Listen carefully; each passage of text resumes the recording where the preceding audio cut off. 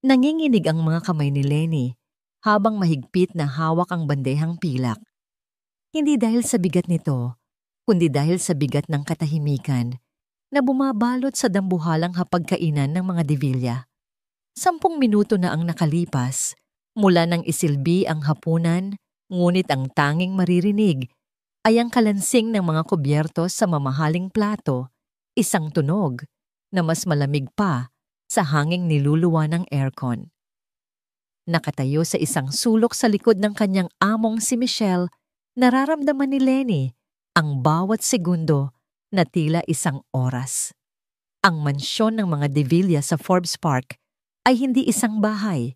Isa itong palasyo na gawa sa marmol, madilim na kahoy at mga lihim. Bawat pintura sa dingding ay tila nakamasid. Bawat figura ng porselana ay tila naghuhusga. Sa gitna ng hapag sa isang tronong upuan, nakaupo ang matriarka ng pamilya, si Doña Victoria Divilla. Ang kanyang buhok, na may mga guhit na pilak, ay perpektong nakaayos. Ang kanyang mga alahas ay kumikinang sa ilalim ng ilaw ng aranya.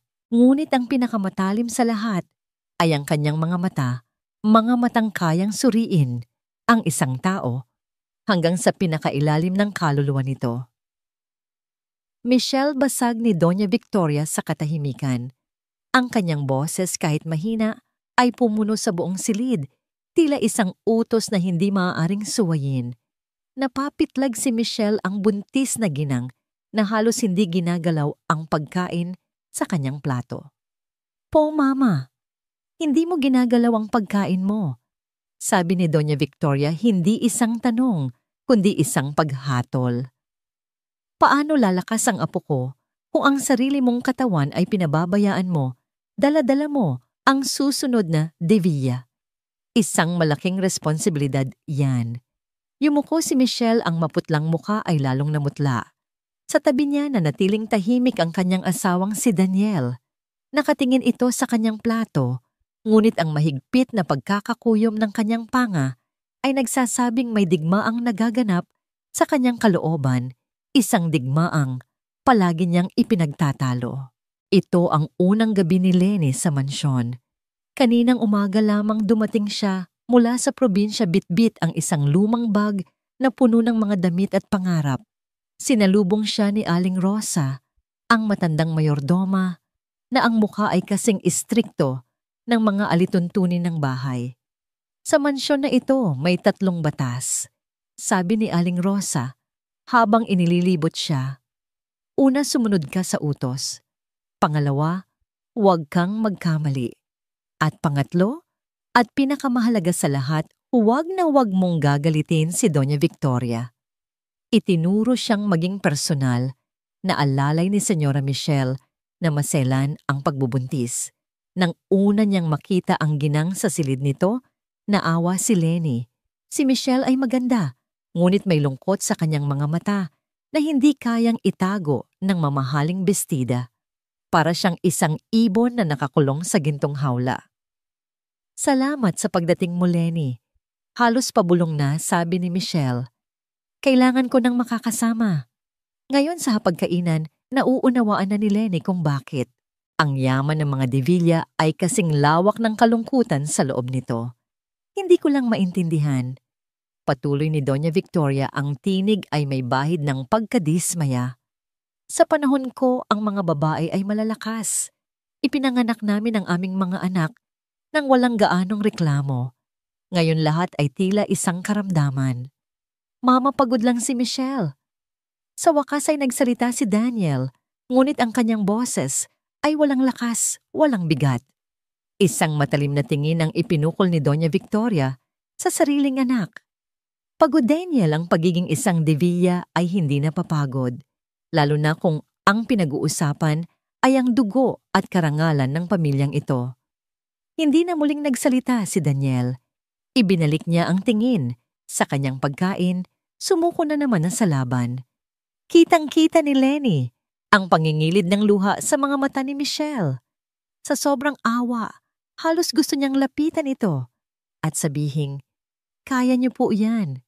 Ngunit alam niya ang kanyang lugar. Isa lang siyang anino sa sulok ng marangyang silid na yon. Nang matapos ang hapunan ng pasakit, inalalayan ni Lenny si Michelle pabalik sa kwarto nito. Pagkasara ng pinto, humagulo lang ginang. "Wala na ba akong ginawang tama?" sabi nito sa gitna ng mga hikbi. Araw-araw naririnig ko na lang na pabigat ako, na mahina ako. Hindi napigilan ni Lenny ang sarili. Umupo siya sa paanan ng kama at marahang hinawakan ng kamay ni Michelle. "Ma'am, hindi po totoo yan. Malakas po kayo. Dinadala niyo po ang isang buhay sa loob ninyo. Yan po ang pinakadakilang kalakasan." Nag-angat ng tingin si Michelle, ang kanyang mga mata ay puno ng pasasalamat. "Sana nga, Lenny. Sana nga." Sa mga sumunod na araw, naging sandalan ni Michelle si Lenny. Siya ang naghahanda ng pagkain nito, nagmamasahe ng kanyang mga binti, at higit sa lahat nakikinig sa kanyang mga hinanakit. Sa mga simpleng kwento ni Lenny, tungkol sa buhay sa probinsya, unti-unting ngumingiti si Michelle. Nakahanap ito ng kapayapaan sa piling ng dalaga. Isang hapon, habang binabasahan ni Lenny ng libro si Michelle, biglang bumukas ang pinto ng walang katok. Pumasok si Doña Victoria, ang mukha ay madilim. Natigilan si Lenny at agad na napatayo. Nahuli ng matanda ang eksena, ang pagtawa ni Michelle, ang kamay ni Lenny na inaayos ang unan sa likod ng manugang.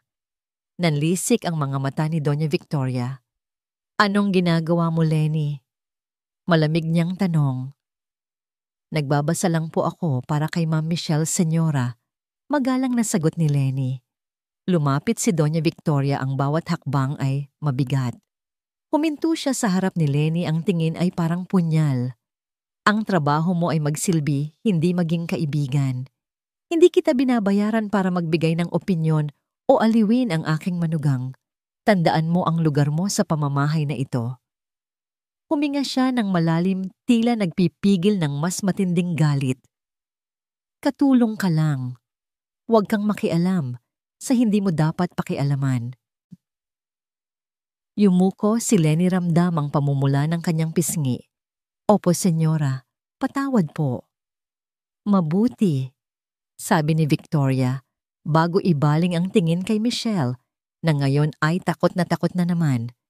"At ikaw, Michelle, itigil mo ang pagiging parang bata. Malapit ka nang maging ina." Pagkasabi niyon, tumalikod siya at lumabas ng silid, iniwan ang dalawang babae sa isang nakabibinging katahimikan. Narinig ni Lenny ang mahinang hikbi ni Michelle. Sa pagkakataong yon, hindi awa ang naramdaman ni Lenny, kundi isang umuusbong na galit. Galit para sa kawalang katarungan na nasasaksihan niya. Nang gabing iyon, hindi mapakali si Lenny. Inisip niya ang kanyang pamilya sa probinsya. Tiniis niya ang lahat ng ito para sa kanila. Ngunit hindi niya akalaing ganito kasakit ang maging alipin sa sariling bayan. Bago matulog, dumaan muna siya sa silid ni Michelle para tingnan kung maayos na ito. Naabutan niyang nakaupo sa gilid ng kama, ang ginanghawak ang malaking tiyan.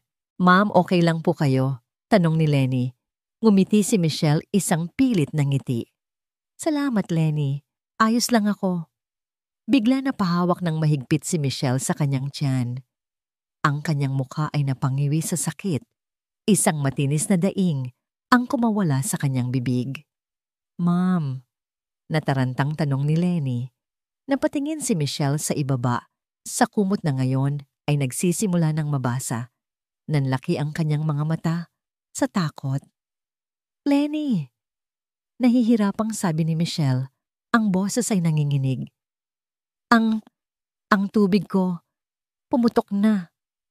Napatigagal si Lenny. Masyado pang maaga. Kulang pa ng 1 buwan. Ang sumunod na sigaw ni Michelle ay hindi na isang daing, kundi isang sigaw ng matinding sakit na yumanig sa malamig at tahimik na gabi ng mansyon. Walang pag-aalinlangan bumuwelo si Lenny at sumigaw ng buong lakas. Ang kanyang boses ay puno ng takot at pagmamadali. Umaalingaw-ngaw sa mga pasilyo ng malawak na bahay. "Tulong. Tulungan ninyo kami. Si Ma'am Michelle. Manganganak na po siya." Ang biyahe papuntang ospital ay isang malabo at nagmamadaling bangungot. Ang karaniwang marangyang kotse ng mga De Villa ay naging isang ambulansya ng desperasyon. Sa likod yakap-yakap ni Lenny si Michelle na namimilipit sa sakit. Ang bawat daing ng ginang ay tila isang punyal na tumatarak sa puso ni Lenny. Kaya niyo po yan, ma'am. Malapit na po tayo. Huminga po kayo ng malalim.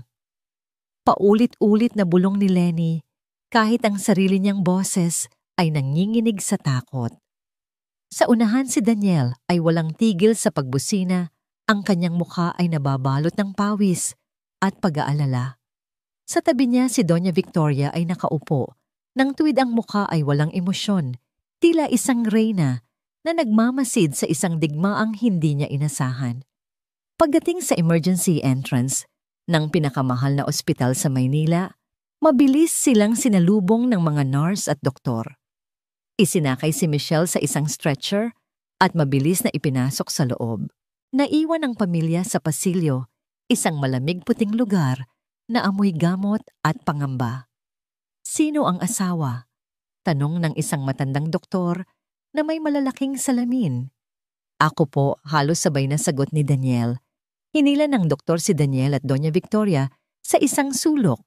Naiwan si Lenny na nakatayo sa di kalayuan, sapat lang para marinig ang bawat salitang bibitawan. Mr. De Villa, kailangan kong maging prangka, seryosong sabi ng doktor. Masyadong mataas ang blood pressure ng asawa ninyo dahil sa stress at sa biglaang panganganak. May fatal distress na ang sanggol. Nasa panganib silang dalawa. Gumuho ang mundo ni Daniel. Ano ang ibig ninyong sabihin, Doc? Ang ibig kong sabihin, maaaring dumating tayo sa puntong kailangan nating mamili. Diretsang sabi ng doktor. Ang mga salita ay tumama na parang kidlat. Ang buhay ng asawa ninyo o ang buhay ng inyong anak. Hindi. Napahawak si Daniel sa dingding. Gawin niyo ang lahat. Bayaran ko kayo. Kahit magkano iligtas niyo silang dalawa. Ngunit bago pa man makasagot ang doktor, sumingit ang malamig na boses ni Doña Victoria. Doktor, iligtas ninyo ang apo ko, ang tagapagmana ng pamilya De Villa. Natigilan ang lahat maging ang doktor. Walang bakas ng pag-aalala para sa manugang ang makikita sa mukha ng matanda. Tanging ang pagkauhaw para sa isang tagapagmana ang nangingibabaw. Para kay Lenny ang narinig niya ay hindi salita ng isang lola, kundi isang hatol. Dinala si Michelle sa operating room para sa isang emergency cesarean section. Sa labas sa waiting area, na parang purgatorio, nag-iikot si Daniel na parang isang hayop na nakakulong. Si Doña Victoria ay nakaupo nakatingin sa kawalan, ang mga daliri ay nakakuyom. Si Lenny naman ay naupo sa isang sulok mahigpit na magkayakap ang mga kamay. Ang kanyang mga labi ay walang tigil sa pagbulong ng mga dasal. Lumipas ang isang oras na parang isang taon. Bawat tunog ng sapatos sa pasilyo, bawat tawag sa intercom ay nagpapatindig ng kanilang mga balahibo. Hanggang sa isang sandali, narinig nila ang isang matinis na alarma mula sa loob ng operating room. Code Blue.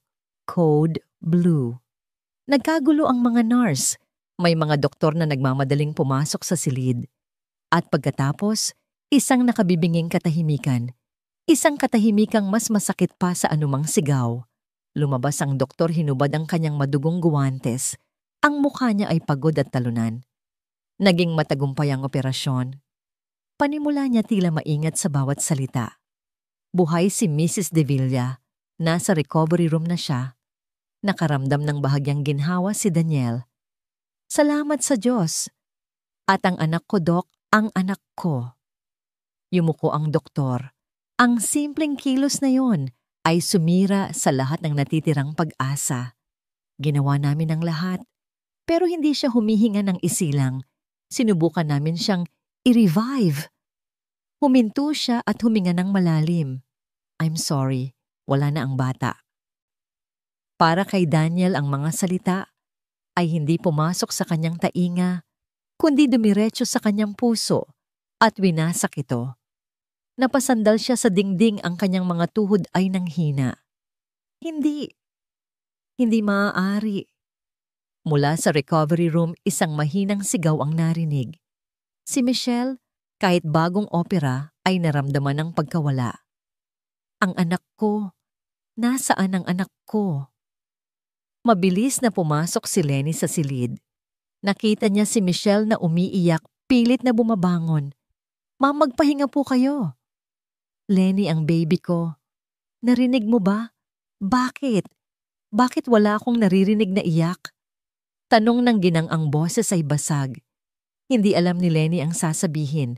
Niyakap na lamang niya ang amo habang pareho silang lumuluha.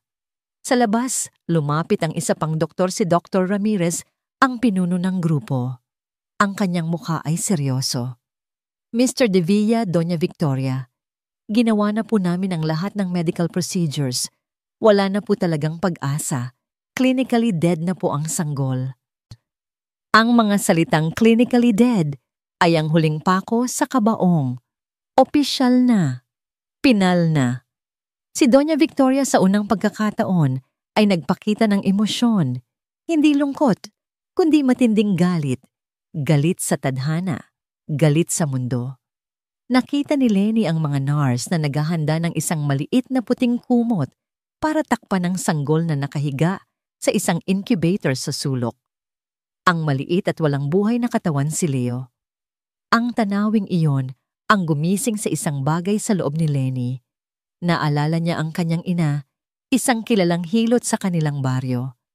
Naalala niya ang mga kwento nito tungkol sa mga sanggol na isinuko na ng siyensya, ngunit nabuhay sa pamamagitan ng pananampalataya at sinaunang kaalaman. Kapag hindi humihinga, huwag agad sumuko. Gisingin mo ang kaluluwa. Bulong ni Lenny sa sarili, inuulit ang mga salita ng kanyang ina. Nakita niya ang pagbagsak ng balikat ni Daniel. Nakita niya ang walang tunog na pag-iyak ni Michelle. Nakita niya ang pagtalikod ng mga doktor. Lahat ay sumuko na. Ngunit siya hindi pa. Sa isang iglap, tila may isang puwersang nagtulak sa kanya. Binitawan niya si Michelle mabilis na lumabas ng kwarto at nilampasan ang naglulukhang si Daniel at ang galit na si Doña Victoria. Naglakad siya patungo sa kinaroroonan ni Dr. Ramirez na akmang pipirma na sa death certificate. Sa harap ng lahat ng mga doktor ng mga nurse ng pamilyang nawalan ng pag-asa, dahan-dahang lumuhod si Lenny sa sahig sa paanan ni Daniel De Villa. Ang kanyang mga luha ay tumutulo sa malamig na tiles ng ospital. "Senyorito Daniel," sabi niya, ang kanyang boses ay nanginginig, ngunit puno ng isang di maipaliwanag na determinasyon. "Patawarin niyo po ako sa aking kapangahasan, pero parang awa niyo na po." Nag-angat siya ng tingin, ang kanyang mga mata ay nagmamakaawa. "Hayaan ninyo akong subukan. Kahit isang beses lang po, isang huling pagkakataon." Ang katahimikan sa loob ng delivery room ay kasing lamig ng kamatayan. Bawat isa ay nakatayo na parang estatwa, nakababad sa bigat ng kawalan. Ang hiling ni Lenny ay umalingaw-ngaw sa hangin, isang hiling na puno ng kabaliwan para sa mga doktor at isang matinding insulto para kay Doña Victoria. "Ano tong kalokohan ito?" Singhal ng matanda, ang kanyang boses ay tila latigong humahampas. Lumapit siya kay Daniel na nakatitig pa rin sa nakaluhod na dalaga. "Daniel, itigil mo ang kahibangang ito. Sino siya para questionin ng siyensya? Isa lang siyang utusan." Ngunit si Daniel ay hindi kumibo. Nakita niya sa mga mata ni Lenny ang isang bagay na matagal nang nawala sa sarili niya, ang dalisay na pananampalataya. Isang pananampalatayang hindi kayang bilhin ng pera o ipaliwanag ng lohika. Si Dr. Ramirez ay umiling. "Miss, I appreciate your concern, pero wala na tayong magagawa. Tanggapin na natin." "Hindi po ako doktor." Sagot ni Lenny, ang kanyang tinig ay nanginginig ngunit buo. "Wala po akong alam sa medisina, pero may tiwala po ako sa Diyos at sa mga turo ng aking ina. Tumingin siya kay Daniel, ang kanyang mga mata ay puno ng luha. "Senyorito, wala na po kayong mawawala. Pakiusap po." Ang mga salitang yon, "wala na kayong mawawala," ang tumagos sa puso ni Daniel.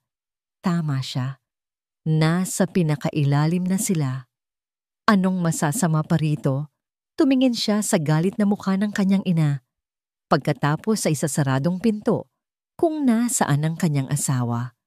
Sa isang iglap, gumawa siya ng desisyon. Hayaan niyo siya. Utos ni Daniel, ang kanyang boses ay pagod ngunit pinal. "Daniel," protesta ni Doña Victoria. "Sabi ko, hayaan niyo siya." Sigaw ni Daniel sa unang pagkakataon ay nagpakita ng awtoridad. Napaurong ang kanyang ina, gulat. Tumango si Dr. Ramirez, bagamat halatang napipilitan. Nagbigay siya ng senyas sa mga nurse na iatras ang crib. Sa mga mata nila, isa lang itong paraan para pagbigyan ang naglulukhang pamilya bago tuluyang isara ang kaso. Dahan-dahang tumayo si Lenny. Nanginginig ang kanyang mga tuhod. Lumapit siya sa maliit na katawan ni Leo. Ang balat nito ay maputla at malamig, ang mga labi ay may bahid ng kulay ube. Para sa lahat, isa na lamang itong manika. Ngunit para kay Lenny, isa itong sagradong misyon. Maingat niyang binuhat ang sanggol. Sa kanyang mga bisig naramdaman niya ang bigat ng isang buhay na hindi man lang nabigyan ng pagkakataon. Ipinikit niya ang kanyang mga mata at bumulong ng isang maikling panalangin. "Inang ko sa baryo, gabayan niyo po ako. Panginoon, ipahiramnan niyo po sa akin ang inyong hininga." Sinimulan niya ang ritual na paulit-ulit niyang nakitang ginagawa ng kanyang ina. Dahan-dahan niyang itinapik ang likod ng sanggol. Pagkatapos marahan niyang hinipan ng hangin ang bibig nito, isinasalin ang sarili niyang hininga. Paulit-ulit. Habang ginagawa ito, ang kanyang mga daliri ay marahang minasahe ang dibdib at mga talampakan ng bata. Ginigising ang bawat himaymay ng natutulog na katawan. Ang mga doktor ay nakamasid lang, ang kanilang mga mukha ay blangko. Si Doña Victoria ay nakahalukip-kip, isang ngangisi ng pangiinsulto ang nasa kanyang mga labi. Ang pag-asa sa mukha ni Daniel ay unti-unti nang nauubos. Lumipas ang 1 minuto, 2. Walang nangyari. "Tama na yan," bulong ng isang nurse. Pinapahirapan lang niya ang sarili niya. Ngunit hindi huminto si Lenny. Tumulo ang kanyang mga luha sa walang malay na mukha ng sanggol. "Anak, lumaban ka. Pakiusap, lumaban ka." At bigla sa gitna ng nakabibinging katahimikan, isang maliit na tunog ang narinig. Isang mahinang pag-ubo, halos hindi marinig. Natigilan ang lahat. "Ano yon?" tanong ni Daniel. Ang kanyang mga mata ay nanlalaki. Mabilis na lumapit si Dr. Ramirez at itinapat ang stethoscope sa dibdib ng sanggol. Ang kanyang kilay ay nagsalubong sa pagtataka. Nakita ni Lenny ang senyales. Muli niyang hinipan ng hangin ang sanggol, ngunit ngayon mas may diin, mas may pananalig. "Isa pa, anak. Isa pa." At doon nangyari ang himala. Isang yak. Unay mahina, parang ungol ng isang kuting. Ngunit pagkatapos, unti-unti itong lumakas. Isang matinis, malusog na iyak ng isang sanggol na humihingi ng buhay. Ang tunog na yon ay sumabog sa loob ng silid, winasak ang pader ng kalungkutan at pinalitan ito ng purong pagkamangha. Umiiyak siya. Sigaw ng isang nurse na patakip sa bibig. "Imposible." Bulong ni Dr. Ramirez, mabilis na kinukuha ang mga vital signs ng sanggol na ngayon ay nagsisimula nang magkaroon ng kulay rosas na balat. Bumabalik siya, my God. He's coming back. Napaluhod si Daniel, hindi sa sakit, kundi sa bigat ng kaligayahang hindi niya kayang buhatin. Ang kanyang mga hagulhol ay napalitan ng mga hikbi ng pasasalamat. Tumingin siya kay Lenny hindi bilang isang katulong, kundi bilang isang anghel. Mula sa recovery room, narinig ni Michelle ang yak. Agad niyang nakilala ang tunog na yon. Ang anak ko. Sigaw niya, "Daniel buhay, ang anak ko." Ang buong silid ay napuno ng kaguluhan at tuwa. Ang mga nurse at doktor ay mabilis na kumilos para asikasuhin ang sanggol. Lahat ay nakangiti. Lahat ay umiiyak. Maliban sa isang tao. Si Doña Victoria ay nakatayo sa isang sulok hindi makagalaw. Ang kanyang mukha ay nababalot ng pagkabigla. Ngunit habang pinagmamasdan niya ang eksena si Daniel, na niyayakap si Lenny, sa sobrang pasasalamat ang mga doktor na nakapalibot sa dalaga, na may paghanga ang pagkabigla sa kanyang mukha, ay dahan-dahang napalitan ng isang bagay na mas madilim. Puot. Hindi ito isang milagro para sa kanya. Isa itong paghamak. Ang kaayusan ng kanyang mundo ay nasira. Isang hamak na probinsyana ang nagtagumpay kung saan nabigo ang siyensya at ang yaman ng mga Devilla. Ang atensyon, ang paghanga, ang pasasalamat, lahat ay na kay Lenny. At para kay Victoria, iyon ay isang kasalanang hindi mapapatawad. Habang abala ang lahat, hinila niya si Daniel sa isang pasilyo. "Daniel, huwag kang magpadala sa emosyon." Mariin niyang sabi, ang boses ay parang lason. "Mama, nakita niyo ba? Isang milagro. Ligtas si Leo? Dahil kay Lenny." Hindi yan milagro, gate ni Victoria, ang kanyang mga mata ay nanlilisik. Isa yang kababalaghan. Gawa ng isang mangmang na hindi natin alam kung anong itim na mahika ang ginamit. Mapanganib yan, Daniel. Mula ngayon ang anak mo ay magkakaroon ng utang na loob habang buhay sa katulong na yan. Hawak niya tayo sa leeg. Naiintindihan mo ba? Siya ang magiging pinakamalaking pagkakamali ng pamilyang ito. Nasa di kalayuan si Lenny. Inabutan siya ng tubig ng isang nurse. Ngunit sa likod ng mga ngiti at papuri, narinig niya ang bawat salita ni Doña Victoria. Ang bawat salita ay parang yelong tumusok sa kanyang nagagalak na puso. Ang ngiti sa kanyang labi ay dahan-dahang nawala. Ang init ng tagumpay ay napalitan ng ginaw ng pangamba. Niyakap niya ang kanyang sarili, biglang nakaramdam ng matinding takot. Sa isang iglap na iligtas niya ang isang buhay, ngunit kasabay nito lumikha siya ng isang kaaway na higit pa sa kaya niyang harapin. Isang kaaway na hindi kailanman magpapatawad at hindi kailanman makakalimot. Sa mga unang linggo ni Baby Leo sa mansyon, isang bagong routine ang nabuo, isang routine na umiikot hindi lamang sa gatas at lampin, kundi sa presensya ni Lenny. Ang himala sa ospital ay nag-iwan ng isang hindi maipaliwanag na koneksyon sa pagitan ng dalawa. Ang katotohanan ito ay pinakakitang-kita tuwing gabi. "Shh! Tahan na, anak. Andito si Mommy." Alon ni Michelle sa kanyang anak na walang tigil sa pag-iyak. Kandong niya ito, idinuyan, kinantahan, ngunit ang iyak ni Leo ay lalo lang lumalakas, tila may hinahanap na hindi maibigay ng sarili niyang ina. Pagod at halos maiyak na rin tumingin si Michelle sa private nurse na binayaran nila para tumulong. Nagkibit balikat lang ang nurse. "Sinubukan na po natin lahat, ma'am. Baka po may kabaglang." Sa gitna ng kaguluhan, pumasok si Lenny sa nursery, dala ang isang botelya ng maligamgam na tubig para kay Michelle. Nakita niya ang desperasyon sa mukha ng kanyang amo. "Ma'am, gusto niyo po bang subukan ko?" Mahinang alok ni Lenny. May pag-aalinlangan, ngunit sa sobrang pagod ay tumango si Michelle. Maingat na inabot ni Lenny ang sanggol. Sa isang iglap, tila may mahikang nangyari. Pagkadampi ng katawan ng bata sa dibdib ni Lenny, unti-unting humina ang kanyang pag-iyak.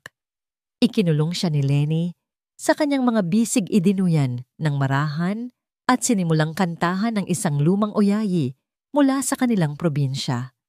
Sa loob lamang ng ilang minuto, ang umiiyak na sanggol ay mahimbing nang natutulog ang kanyang munting mukha ay payapang nakasandal sa balikat ni Lenny. Napatitig si Michelle. Mayroong pinaghalong pasasalamat at kirot sa kanyang puso. Nagpapasalamat siya na payapa na ang kanyang anak Ngunit masakit isipin na sa bisig ng iba ito, nakahanap ng katahimikan. Ang eksenang yon ay naging pang-araw-araw na katotohanan. Si Lenny ang naging tagapag-alaga, tagapagpakain, at tagapagpatulog ni Leo. Hindi dahil sa utos, kundi dahil iyon ang hanap ng bata. Naging anino na lamang ang private nurse hanggang sa tuluyan na itong pinauwi. Ang bawat ngiti, bawat tawa, at bawat pag-ungol ni Leo ay unang nasasaksihan ni Lenny. At hindi ito nakaligtas sa mapanuring mga mata ni Doña Victoria. Madalas bigla na lang siyang susulpot sa nursery, ang kanyang presensya ay nagpapalamig sa buong silid. Pagmamasdan niya si Lenny, habang karga nito, si Leo ang kanyang mga labi ay may bahid ng pang-aalipusta. Nakakaawa naman ang apo ko. Sabi niya isang hapon habang nakatingin kay Michelle na nagbabasa sa isang silya. Parang nalilito na siya kung sino ang tunay niyang ina. Nasaktan si Michelle. Mama, hindi po totoo yan. Malaki lang po talaga ang utang na loob ni Leo kay Lenny. Utang na loob o baka nasasanay na siya sa amoy ng isang utusan. Ganti ni Victoria ang bawat salita ay may lason. Ang haplos ng isang ina Michelle ay hindi napapalitan. Baka naman, hindi mo na sinusubukan. Ang mga salitang yon ay tumarak sa puso ni Michelle. Sinimulan niyang questionin ang sarili. Nagkukulang ba siya? Hindi ba siya sapat na ina? Ang mga tanong na ito, na itinanim ni Victoria, ay nagsimulang mag-ugat sa kanyang isipan, lumilikha ng isang maliit na pader sa pagitan niya at ni Lenny. Isang umaga habang naghahanda si Lenny ng lugaw para kay Leo, pumasok si Doña Victoria sa kusina. Kumuha siya ng isang tasa ng tsa at umupo sa isang sulok nagmamasid. Inilagay ni Lenny ang mainit-init na lugaw sa isang maliit na mangkok at dinala ito sa high chair kung saan nakaupo si Leo. Anak, kain na tayo, masayang sabi ni Lenny. Bago pa man niya maisubo ang unang kutsara, biglang tumayo si Doña Victoria. Dala ang kanyang tasa ng tsaa, naglakad siya papalapit sa high chair. At sa isang kilos na tila sinadya ngunit pinalabas na isang aksidente, bigla siyang natapilok. Ang kanyang braso ay tumama sa maliit na mesa ng high chair, itinutulak ang mangkok ng lugaw. Tumilapon ang mainit na lugaw. Bumagsak ito sa sahig 1 pulgada lang, ang layo mula sa mga munting paa ni Leo. Diyos ko, ang apo ko. Dramatiko at malakas na sigaw ni Doña Victoria agad na binuhat ang nagulat na sanggol. Lenny, ano ba ito? Muntik mo nang mapaso ang apo ko. Bakit mo inilagay diyan ang mainit na mangkok? Napakaburara mo. Natigilan si Lenny, ang kanyang puso ay kumakabog sa takot. Alam niya, nakita niya, hindi yun aksidente. Ngunit paano niya ito patutunayan? Ang sigaw ni Victoria ay umabot sa opisina sa ibaba. Mabilis na umakyat si Daniel, ang mukha ay puno ng pag-aalala. Anong nangyayari dito? Naabutan niya ang eksena ang kanyang ina. Nayakap-yakap, ang tila takot na si Leo ang nagkalat na lugaw sa sahig at si Lenny na nakatayo maputla at hindi makapagsalita. Tingnan mo, Daniel, sumbat ni Victoria. Ang kapabayaan ng katulong na ito, paano kung natapunan ng anak mo? Paano kung nasunog ang balat niya? Humarap si Daniel kay Lenny. Sa kanyang mga mata, nakita ni Lenny ang pagkalito. Isang bahagi niya ay tila hindi naniniwala, ngunit ang mas malaking bahagi ay ang takot ng isang ama para sa kaligtasan ng kanyang anak, ang anak na muntik nang mawala. Ang takot na yon ang nanaig. Lenny. Sigaw ni Daniel sa unang pagkakataon. Ang kanyang boses ay puno ng galit na nakatutok sa kanya. Anong nangyari dito? Hindi ba't sinabi ko sa'yo na mag-ingat ka palagi pagdating kay Leo? Ang bawat salita ay parang sampal kay Lenny, hindi ang pisikal na sampal na kayang ibigay ni Victoria. kundi isang sampal sa kanyang kaluluwa galing sa taong pinaniniwalaan niyang nakakakita ng kabutihan sa kanya. Paano kung natapunan ng anak ko? Patuloy ni Daniel, ang boses ay tumataas. Mag-isip ka naman. Mag-ingat ka. Hindi siya sumagot. Yumuko na lamang si Lenny, kinagat ang kanyang labi para pigilan ang pag-iyak. Tumingin siya sa sahig, sa nagkalat na lugaw. Doon niya napagtanto na ang laban ay nagsimula na. At sa labang ito, hindi lang katapatan ang kanyang sandata, kundi ang tibay na harapin ang mga kasinungalingang kayang sirain ang tiwalang matagal niyang iningatan. Makalipas ang insidente sa lugaw, isang hindi nakikitang pader ang namagitan sa mansyon. Si Lenny ay naging mas maingat sa bawat kilos, tila naglalakad sa ibabaw ng maninipis na bubog. Si Michelle ay naging mas tahimik, pinipilit na kunin ang mas maraming responsibilidad sa pag-aalaga kay Leo, ngunit palaging napapagod at sumusuko rin sa huli. At si Daniel, bagamat bumalik sa dati nitong pakikitungo, ay may bakas ng pagdududa sa kanyang mga mata tuwing titingin kay Lenny. Ito ang perpektong pagkakataon para kay Doña Victoria. Alam niyang isang maliit na lamat lang ang kailangan para tuluyang mabasag ang tiwala ng pamilya kay Lenny. At ang lamat na yon ay darating sa anyo ng isang bagay na mas makislap pa sa ginto ang kasinungalingan. Isang hapon, habang si Lenny ay nag-aayos ng aparador sa silid ni Leo, pumasok ang pinsan ni Daniel na si Richard. Si Richard ay isang lalaking may makinis na pananamit at ngiting puno ng langis, ngunit may kasakiman sa kanyang mga mata. Matagal na siyang may utang na loob kay Doña Victoria at gagawin ang lahat para sa pera. Lenny, diba? Pinapatawag ka ni tita sa kanyang silid. May ipapalinis daw. Sabi ni Richard, ang nangiti ay hindi umaabot sa kanyang mga mata. Sige po, sir. Tatapusin ko lang po ito. Magalang na sagot ni Lenny. Huwag na. Bilisan mo na. Ayaw ni tita nang naghihintay. Pagpupumilit ni Richard, iniwan ni Lenny ang kanyang ginagawa at nagmamadaling pumunta sa kwarto ni Doña Victoria. Ito ay isang bitag. Pagdating niya roon, naabutan niyang nagwawalis ang isa pang katulong. Walang Doña Victoria. Habang naguguluhan si Lenny, sa kabilang dako, mabilis na kumilos si Richard. Pumasok siya sa staff quarters kung saan naroon ang maliit na kwarto ni Lenny.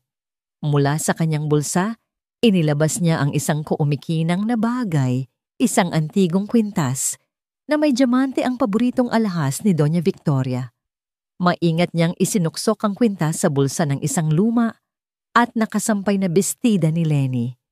Pagkatapos lumabas siya na parang walang nangyari. Kinagabihan sa oras ng hapunan, nagsimula ang dula. Nasaan ang kwintas ko? Tanong ni Doña Victoria, ang boses ay kalmado, ngunit may panganib. Ang pamana pa sa akin ng aking ina. Kanina lang ay nasa ibabaw ito ng aking tokador. Nagkatinginan ang mga katulong na nakatayo sa gilid. Nag-umpisa ang isang maliit na paghahanap. Ngunit alam ni Victoria na hindi ito matatagpuan. Michelle, Daniel, nakita ninyo ba? Tanong niya. Umiling ang dalawa. Richard, baka napansin mo. Umiling si Richard, ngunit pagkatapos ay nag-isip. Tita, ngayong nabanggit ninyo. Kaninang hapon, nakita ko po si Lenny na lumabas sa inyong silid. Akala ko po ay may pinapagawa kayo. Lahat ng mata ay napunta kay Lenny na biglang nanlamig ang buong katawan. Po, pinapunta po ako ni Sir Richard sa silid ninyo, pero wala po kayo roon. Kaya bumalik din po ako agad. Sinungaling, ganti ni Richard. Nakita kitang nagmamadaling umalis.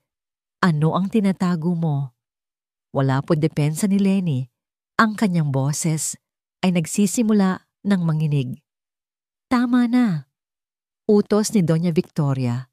Ang kanyang tingin ay matalim na nakapako kay Lenny. Alam nating lahat kung sino lang ang may pagkakataong pumasok sa aking silid. At alam din natin kung sino ang pinakamalapit sa pamilya na maaaring abusuhin ang tiwalang ibinibigay sa kanya. Hindi po ako magnanakaw, senyora. Giit ni Lenny ang mga luha ay nagbabadyang tumulo. Kung ganoon, wala kang dapat ikatakot, sabi ni Victoria. Hahalughugin namin ang iyong kwarto. Ngayon din. Sa harap ng lahat pinangunahan ni Richard at ng hepe ng mga gwardiya ang paghalughog. Si Lenny ay naiiwan sa sala kasama ang pamilya. Bawat segundo ay isang pagpapahirap. Niyakap niya ang kanyang sarili. Nagdarasal na sana ay panaginip lang ang lahat. Pagkalipas ng ilang minuto, bumalik si Richard. Sa kanyang kamay, hawak niya ang kumikinang na kwintas. Nasa bulsa ng kanyang damit, tita. Sabi niya ang kanyang tono ay puno ng huwad na pagkadismaya. Nakatago. Isang nakabibinging katahimikan ang bumalot sa silid. Si Michelle ay napatakip sa bibig, hindi makapaniwala. Si Daniel ay napatingin kay Lenny. Ang kanyang mukha ay pinaghalong galit at pagkalito. Lenny, sabi ni Daniel, ang kanyang boses ay basag. Bakit? Hindi po sa akin yan. Hindi ko po alam kung paano yan napunta dyan. Humagulgol si Lenny. Paniwalaan niyo po ako. Ngunit huli na ang lahat. Ang ebidensya ay naroon. Ang entablado ay perpektong itinayo. Dahan-dahang tumayo si Doña Victoria. Naglakad siya papalapit kay Lenny na parang isang mangangasong papalapit sa kanyang biktima. Bawat hakbang niya ay mabigat puno ng kapangyarihan. Huminto siya sa mismong harapan ng umiiyak na dalaga. Ilang beses kitang binalaan. Bulong ni Victoria sapat lang para marinig nilang dalawa. Sinabi ko sa iyong alamin mo ang lugar mo. Pagkatapos sa harap ni Daniel, ni Michelle at ng lahat ng mga katulong, itinaas niya ang kanyang kamay. Ang hangin ay tila huminto at bumagsak ito. Lak, isang malutong malakas na sampal ang dumapo sa pisngi ni Lenny. Ang lakas nito ay nagpatagilid sa kanyang ulo at nag-iwan ng isang mapulang marka. Ang sakit ay hindi lamang sa pisikal, kundi sa kanyang buong pagkatao. Para siyang hinubaran at ipinahiya sa harap ng lahat. Hayop ka. Sigaw ni Doña Victoria. Ang kanyang pagkukunwaring kalmado ay nawala na pinalitan ng purong galit. Pinalamon ka sa pamamahay na ito, binigyan ng tiwala, pero ahas ka pala. Isang magnanakaw na tagabundok. Hindi umiyak si Lenny. Hindi siya gumanti. Dahan-dahan niyang iniharap ang kanyang muka. Ang mapulang pisngi ay nakalantad. Ang kanyang mga mata, na puno ng luha kanina, ay tuyo na ngayon, pinalitan ng isang apoy na hindi pa nakikita ni Victoria kailanman. Tinitigan niya si Doña Victoria diretso sa mga mata. Maari niyo po akong saktan, sabi ni Lenny. Ang kanyang boses ay mahina, ngunit matatag, umaalingaw-ngaw sa tahimik na silid. Maari niyo akong tawaging magnanakaw. Pero hinding-hindi niyo po kayang dungisan ng isang bagay na wala kayo. Huminto siya, hinahayaang bumaon ang bawat salita. Ang isang malinis na konsensya. Sa isang iglap, isang boses ang bumasag sa tensyon. Tama na. Si Michelle, nakatayo nanginginig, ngunit ang kanyang mga mata ay nag-aalab. Huwag ninyong saktan si Lenny, Mama. Lahat ay napatingin sa kanya gulat. Sa unang pagkakataon, ang mahinang si Michelle de Villa ay sumigaw at kinalaban ng kanyang biyenan. Ang pagsigaw ni Michelle ay parang isang kidlat na gumuhit sa madilim na kalangitan ng mansyon. Sa loob ng maraming taon, siya ang anino, ang bulong, ang babaeng laging yumuyuko. Ngunit ang sampal na dumapo sa pisngi ni Lenny ay tila gumising sa isang natutulog na leona sa kanyang kalooban. Michelle, anong karapatan mong sigawan ako? Nanlilisik ang mga matang tanong ni Doña Victoria, hindi makapaniwala sa pagsuway ng kanyang manugang. Karapatan ng isang taong nakakakita ng kawalang katarungan. Ganti ni Michelle, ang kanyang boses ay nanginginig ngunit puno ng paninindigan. Lumapit siya kay Lenny at hinawakan ito sa braso.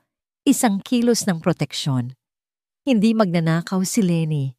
Hinding-hindi niya gagawin yon. Isang kahangalan. Single ni Victoria. Ang ebidensya ay nasa harapan na natin. Ang ebidensya na itinanim. Matapang na sagot ni Michelle ang kanyang tingin ay napunta kay Richard na biglang hindi mapakali.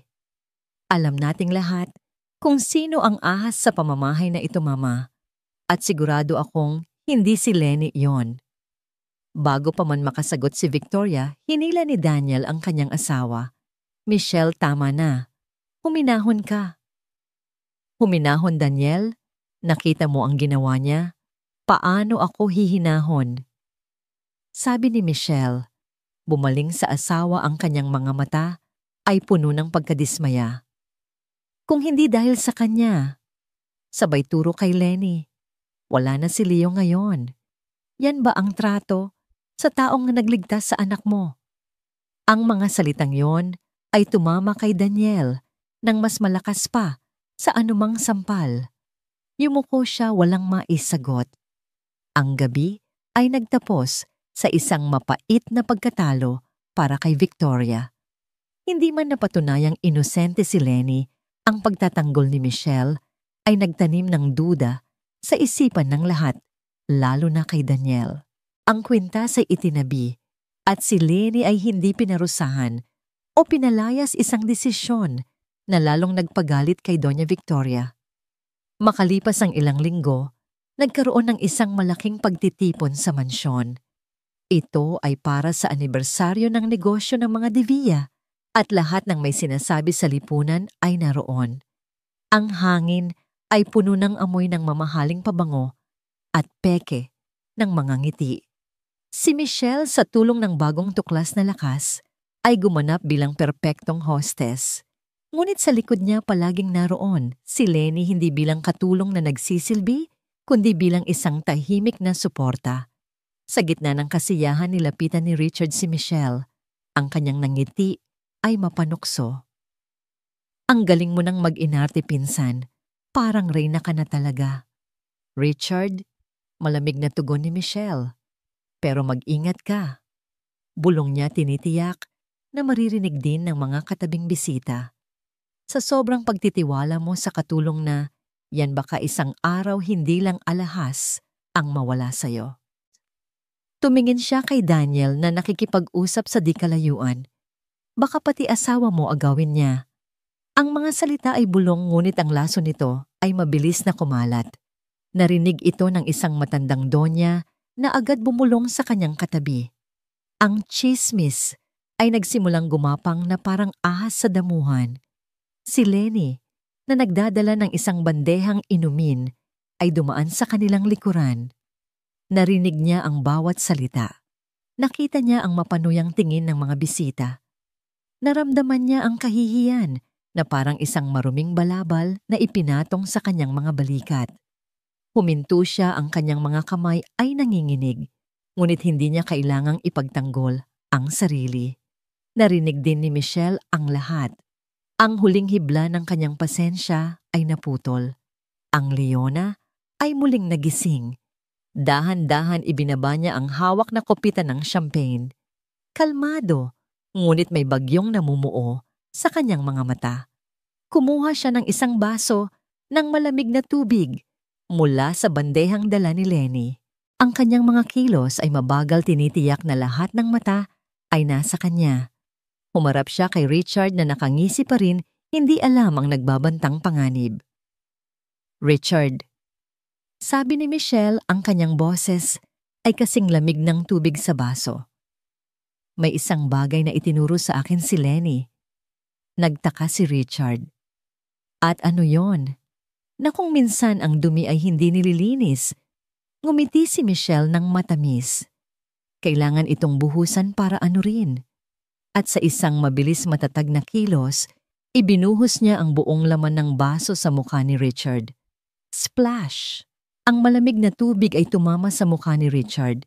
Tumulo ito sa kanyang mamahaling suit.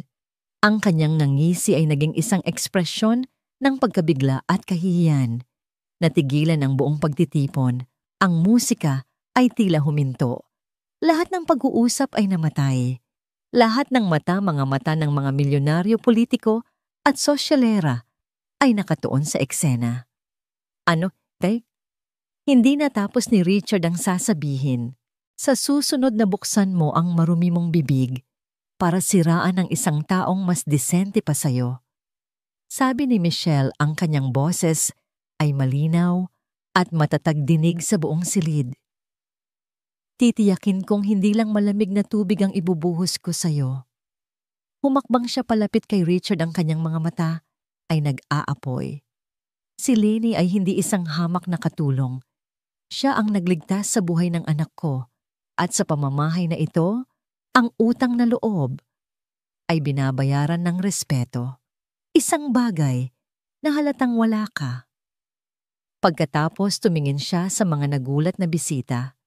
Kung sino maman sa inyo ang naniniwala sa kasinungalingan ng taong ito, malaya kayong umalis sa aking pamamahay. Bumagsak ang baso mula sa kamay ni Richard sa sahig, lumikha ng isang malakas na kalansing na bumasag sa tensyon. Basta napahiya at talunan, wala siyang nagawa, kundi ang mabilis na tumalikod at maglakad palabas ng mansyon. Tumingin si Michelle sa paligid. Ang mga bulungan ay napalitan ng katahimikan. Ang mga mapanuyang tingin ay napapalitan ng paghanga at sa iba takot. Mula sa kabilang dulo ng silid, nakita niya si Daniel. Nakatayo ito, hindi kumikibo. Ngunit sa mga mata ng kanyang asawa, nakita ni Michelle ang isang bagay na matagal na niyang hindi nakikita. Hindi awa, hindi pag-aalala, kundi purong paghanga at respeto.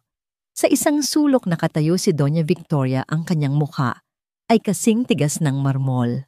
Ang kanyang manugang, ang mahinang babae na minamaliit niya, ay nagdeklara ng digmaan sa harap ng buong alta sosyedad. At sa pagkakataong ito, alam niyang hindi lang si Lenny ang kanyang kalaban. Ang tapang na ipinakita ni Michelle sa party ay nag-iwan ng permanenteng marka. Sa isang iglap siya ang naging reyna ng kanyang kastilyo at si Lenny ang kanyang pinagkakatiwalaang kabalyero. Ngunit habang nagahari ang kapayapaan sa loob ng mansyon, isang bagyo ang namumuo sa labas, isang bagyo na kayang magpabagsak sa mismong pundasyon ng pamilya de Villa. Ang Villa Verde Realty, ang imperyong itinayo ng ama ni Daniel, ay nagsimulang gumuho. Isang bagong kumpanya na pinamumunuan ng isang agresibong at walang pusong negosyante ang pumasok sa eksena. Inagaw nito ang mga kliyente, ninakaw ang mga ideya, at siniraan ang reputasyon ng De Villa sa pamamagitan ng mga bayarang media. Dagdag pa rito, natuklasan ni Daniel na may mga ahas sa loob ng kanyang sariling kumpanya, mga matataas na opisyal na nagbebenta ng impormasyon sa kalaban. Gabi-gabi umuuwi si Daniel na dala ang bigat ng buong mundo sa kanyang mga balikat. Ang dati niyang kumpiyansa ay napalitan ng pagod at pag-aalala. Ang kanyang opisina sa mansyon na dati simbolo ng kanyang kapangyarihan ay naging kanyang kulungan. Isang gabi na abutan siya ni Lenny na nakaupo sa dilim na katingin sa bintana. Ang mga numero sa kanyang laptop screen ay pulos-pula, simbolo ng pagkalugi. "Senyorito!" Mahinang tawag ni Lenny.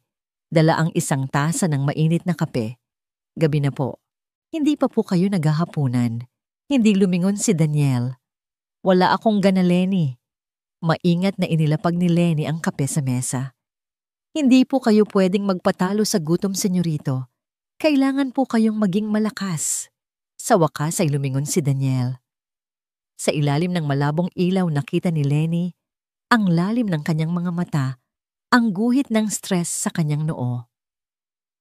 "Paano ako magiging malakas, Lenny, kung lahat ng pinaghirapan ng pamilya ko ay unti-unti nang nawawala sa mga kamay ko?" Hindi sumagot si Lenny. Nanatili lang siyang nakatayo. Ang kanyang presensya ay isang tahimik na paalala na hindi siya nag-iisa. Habang lumalala ang krisis, lumalala rin ang ugali ni Daniel. Naging mainitin ang kanyang ulo. Madalas niyang nasisigawan ang mga katulong sa maliliit na bagay. Maging si Michelle ay hindi nakaligtas sa kanyang frustrasyon. "Daniel, kailangan mong magpahinga," sabi ni Michelle isang gabi. "Magpahinga? Madaling sabihin para sa'yo, Michelle, dahil wala kang alam sa nangyayari," sigaw ni Daniel. Agad niyang pinagsisihan ang kanyang sinabi ngunit huli na. Umiiyak na umalis si Michelle. Sinubukan ni Doña Victoria na makialam, ngunit sa kanyang sariling paraan. "Ang problema sa'yo, Daniel, masyado kang malambot. Kung ang ama mo ang nasa posisyon mo, matagal na niyang dinurog ang mga kalaban niya." Ang mga salita ng kanyang ina ay lalo lamang nagpabigat sa kanyang kalooban. Sa gitna ng lahat ng akusasyon at presyon, tanging si Lenny ang nanatiling kalmado. Hindi siya nagbibigay ng payo tungkol sa negosyo. Hindi siya nanghuhusga. Nagdadala lang siya ng pagkain sa tamang oras, tinitiyak na plansado ang kanyang mga damit, at sinisiguradong tahimik ang bahay para makapag-isip siya. Isang hating gabi matapos ang isang nakakapagod na araw ng masamang balita, umuwi si Daniel na amoy alak. Bagsak ang kanyang katawan sa sofa. Sa kanyang opisina, hawak ang isang baso ng whiskey. Pagod na siyang lumaban. Dahan-dahang pumasok si Lenny, hindi para magdala ng kape, kundi isang baso ng tubig at gamot para sa sakit ng ulo. Inilapag niya ito sa mesa. "Umalis ka." Utos ni Daniel ang boses ay magaspang. Hindi umalis si Lenny. "Hindi po kayo nag-iisa sa laban na ito, senyorito." "Ano ang alam mo sa laban ko?" Mapait na tawa ni Daniel. "Katulong ka lang, Lenny. Hindi mo maiintindihan ang pakiramdam ng isang lalaking malapit ng mawalan ng lahat." Sa pagkakataong yon, hindi yumuko si Lenny. Tinitigan niya si Daniel. "Hindi ko po naintindihan ang negosyo, pero naiintindihan ko po ang pagiging ama at asawa." Humakbang siya palapit. "Nakikita po kayo ni Ma'am Michelle. Nakikita po kayo ni Leo. Ang kailangan po nila ay hindi isang bilyonaryo. Ang kailangan po nila ay ang kanilang haligi." Ang mga simpleng salitang iyon ay tumagos sa pader na binuo ng alak at pagkadismaya. Sa unang pagkakataon, nakita ni Daniel si Lenny hindi bilang isang katulong, kundi bilang isang tao. Isang taong may karunungang hindi natututunan sa business school. Biglang bumigay ang lahat ng emosyon na matagal na niyang kinikimkim. Napasabunot siya sa kanyang buhok, ang kanyang mga balikat ay nanginig. Pagod na ako, Lenny." Aminado niya, ang kanyang boses ay basag. "Lahat sila umaasa sa akin. Ang mga empleyado ang pamilya ko. Pero pakiramdam ko, binigo ko silang lahat. Isa akong talunan." Hindi niya namalayan ang kanyang katawan ay napayukyok. Ang kanyang ulo ay bumagsak. At sa gitna ng kanyang kahinaan, naramdaman niya ang isang kamay na marahang humahaplos sa kanyang likod. Si Lenny. Nananatili siyang nakatayo sa tabi niya, hindi nagsasalita. Hinahayaan lang siyang ilabas ang lahat. Sa mga sandaling iyon, hindi na siya si Daniel De Villa, ang CEO. Siya ay isang lalaking nasasaktan. At si Lenny ay hindi na ang katulong. Siya ay isang kaibigan. Ngunit sa labas ng bahagyang nakaawang na pinto, may dalawang pares ng matang nakamasid. Si Doña Victoria at si Richard. Nakita nila ang eksena. Si Daniel, na bagsak ang ulo, ay nakasandal malapit sa balikat ni Lenny habang ito ay marahang tumatapik sa kanyang likod. Ang anggulo ay mapanlinlang. Ang eksena ay perpekto para sa malisya. Mabilis na itinaas ni Richard ang kanyang cellphone at kumuha ng litrato. Isang tahimik na click ang narinig kasabay ng isang demonyong napnong ngiti na gumuhit sa labi ni Doña Victoria. Mayroon na silang bagong bala. At sa pagkakataong ito, ang target ay hindi si Lenny, kundi ang puso ni Michelle. Ang litrato ay parang isang patalim na itinaraka sa tamang oras at tamang lugar. Kinabukasan, habang si Daniel ay maagang umalis para sa isang mahalagang pulong at si Lenny ay abala sa pag-aalaga kay Leo, sa hardin inilahad ni Doña Victoria ang kanyang pain. Naabutan niya si Michelle. Sa silid nito, nag-aayos ng mga bulaklak sa isang florera. Ang mga nakaraang linggo ay nagbigay ng bagong sigla sa ginang. Mas madalas na siyang ngumingiti, mas may kumpiyansa. Ngunit alam ni Victoria kung paano wasakin ang siglang yun sa isang iglap. Michelle Iha, malumanay na tawag ni Victoria, isang tono na bihirang gamitin at laging may kasamang panganib. May kailangan kang makita. Iniabot niya ang kanyang cellphone. Sa screen malinaw ang litrato si Daniel, bagsak ang anyo, ang ulo ay nakasandal sa balikat ni Lenny. Ang ilaw sa silid ay malabo. Nagbibigay ng isang malisyosong intimasya sa eksena. Ang kamay ni Lenny ay nasa likod ni Daniel, isang haplos na maaring bigyan ng 1,000 kahulugan. Nabitawan ni Michelle ang bulaklak na hawak. Ang kanyang nangiti ay unti-unting naglaho, napalitan ng pagkalito at pagkatapos ng sakit. Ano ito, Mama? Nanginginig niyang tanong, kahit alam na niya ang sagot na gusto ni Victoria na isipin niya. Kagabi mo simpleng sagot ni Victoria, hinahayaan ang imahinasyon ni Michelle na gawin ang lahat ng trabaho. Habang mahimbing kang natutulog ang iyong asawa, ay naghahanap ng ngaliw. Sa iba, hindi umiling si Michelle. Hindi ganyan si Lenny. Si Daniel pagod lang siya. Pagod, pagod na siya, Michelle. Giit ni Victoria, ang bawat salita ay tinutusok ang kahinaan ng kanyang manugang. Pagod na siya sa problema sa negosyo at sa mga panahong ganito, ang mga lalaki ay naghahanap ng taong makikinig, ng taong hindi nang huhusga, ng isang taong simple. At sino pa ba ang mas simple kaysa sa katulong na yan? Araw-araw, nakadikit siya sa asawa mo, dinadala siya ng kape, inaasikaso ang bawat pangangailangan niya. Hindi ka ba nagtataka? Ang mga salita ni Victoria ay mga binhi ng lason. At ang puso ni Michelle na minsan nang nasugatan ng pagdududa ay isang matabang lupa. Nagsimula siyang mag-isip. Ang mga gabi na umuuwing lasing si Daniel. Ang mga pagkakataong mas pinipili nitong manatili sa opisina. At si Lenny laging naroon, tahimik at maaasahan. Masyadong maaasahan. Ang kumpiyansang itinayo niya ay nagsimulang gumuho. Ang imahe ng pagtataksil, kahit hindi pa totoo, ay mas masakit kaysa sa anumang panlalait na natanggap niya noon. Sa hardin, walang kamalay-malay si Lenny sa bombang sumabog sa itaas. Masaya siyang nakikipaglaro kay Leo na ngayon ay isa ng bibong paslit na nagsisimulang maglakad. Dahan-dahan lang, anak. Tawa ni Lenny habang inaalalayan si Leo. Sa di kalayuan nakamasid si Richard. Ito na ang hudyat. Ito na ang pangalawang yugto ng kanilang plano. Ang unang yugto ay ang sirain ng tiwala ni Michelle. Ang ikalawa at ang pinakamalupit sa lahat ay ang gamitin ang tanging bagay na hindi kayang isakripisyo ng pamilya, si Leo.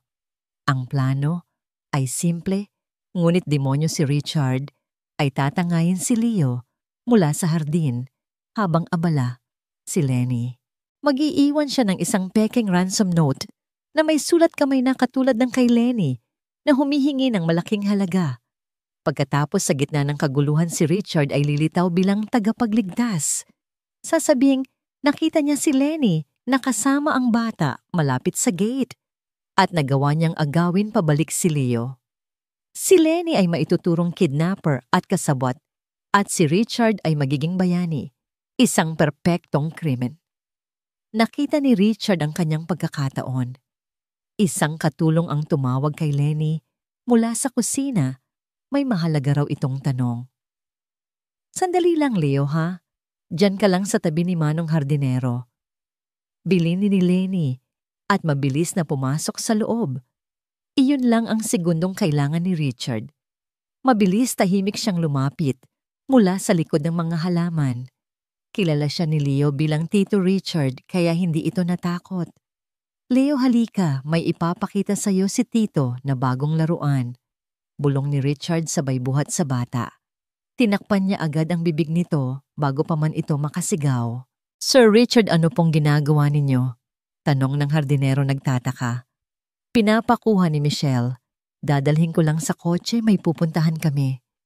Mabilis na palusot ni Richard. Dahil kamag-anak siya, hindi na nagduda ang hardinero. Dinala ni Richard si Leo sa likurang bahagi ng mansyon malapit sa isang maliit na gate na bihirang gamitin. Doon may isang lumang kotse na naghihintay. Samantala, pagbalik ni Lenny sa hardin, wala na si Leo. Leon, tawag niya, ang kanyang namngiti ay napalitan ng pag-aalala. Leo, nasaan ka na? Kinuha po ni Sir Richard Ma'am Lenny. Dadalhin daw po sa kotse mo, sabi ng hardinero. Biglang bumilis ang tibok ng puso ni Lenny. May mali. Ramdam niya. Bakit kukunin ni Richard si Leo nang hindi nagpapaalam? Bakit sa likod pa ng hardin, ang kanyang instincts na pinatalas ng mga nakaraang panganib ay sumigaw? Hindi na siya nag-isip. Tumakbo siya. Hindi papunta sa main gate, kundi sa direksyon kung saan niya huling nakitang nagpunta si Richard. Ang kanyang mga paa ay mabilis na gumalaw sa damuhan, nilagpasan ang mga fountain at mga bulaklak. Narating niya ang likurang bahagi ng mansyon at doon nakita niya ito.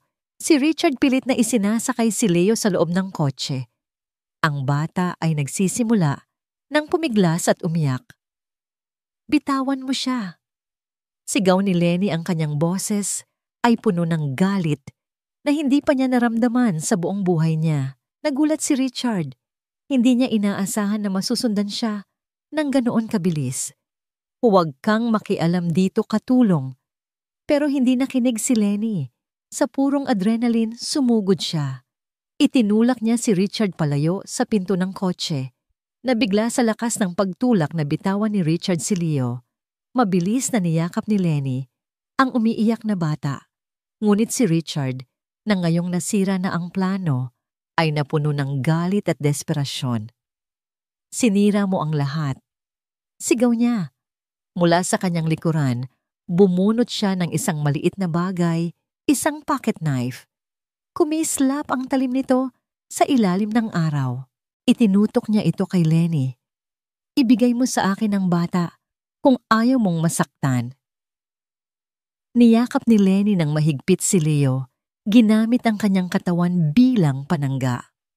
Umatras siya, ang kanyang mga mata ay nakatitig sa patalim, ang kanyang puso ay kumakabog na parang tambol. Hindi.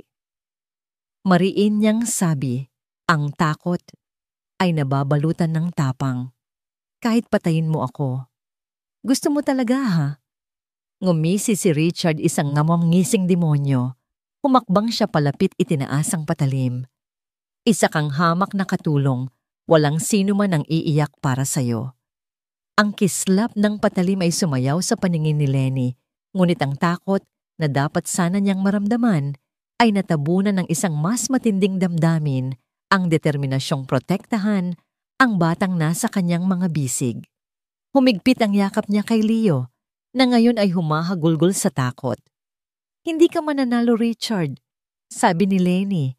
Ang kanyang boses ay kalmado sa gitna ng panganib. Ang kasamaan kailanman ay hindi nagwawagi. Manahimik ka, sigaw ni Richard, lalong nag-init ang ulo sa katapangan ni Lenny. Sumugod siya, handang manakot o manakit. Ngunit si Lenny ay hindi isang mahinang dalaga na basta na lang magpapasindak. Ang buhay sa probinsya ay nagturo sa kanya na maging mabilis at maparaan. Sa kanyang kaliwa, may isang hilera ng mga paso na may malalaking halaman. Sa isang mabilis na kilos, habang yakap pa rin si Leo, sa isang braso, ginamit niya ang kanyang libreng kamay para itulak ang pinakamalaking paso. Blag! Gumulong ang mabigat na paso sa daanan ni Richard. Natapilok siya, nawalan ng balanse at bumagsak sa damuhan. Ang patalim ay tumilapon mula sa kanyang kamay. Iyon na ang pagkakataon ni Lenny, hindi para tumakas, kundi para lumaban. Tulong magnanakaw, may kidnapper. Sumigaw siya ng buong lakas, ang kanyang boses ay puno ng desperasyon at umalingaw-ngaw sa buong mansyon. Ang sigaw na yon ay hindi lang sigaw ng isang katulong. Ito ay sigaw ng isang ina na pinoprotektahan ang kanyang anak. Ang ingay ay agad na umakit ng atensyon. Ang unang dumating ay ang mga security guard na mabilis na tumakbo papunta sa likurang gate. Kasunod nila mula sa terrace ay si Daniel. Kadarating lang niya mula sa kanyang pulong at narinig niya ang sigaw mula sa kanyang sasakyan. Anong nangyayari?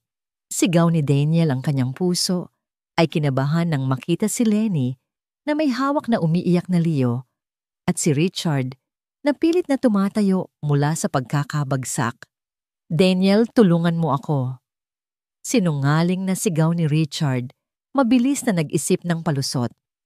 Itong si Lenny tinatangay niya si Leo. Sinusubukan ko siyang pigilan. Ngunit huli na ang lahat. Nakita ng mga gwardiya ang patalim na nakakalat sa damuhan.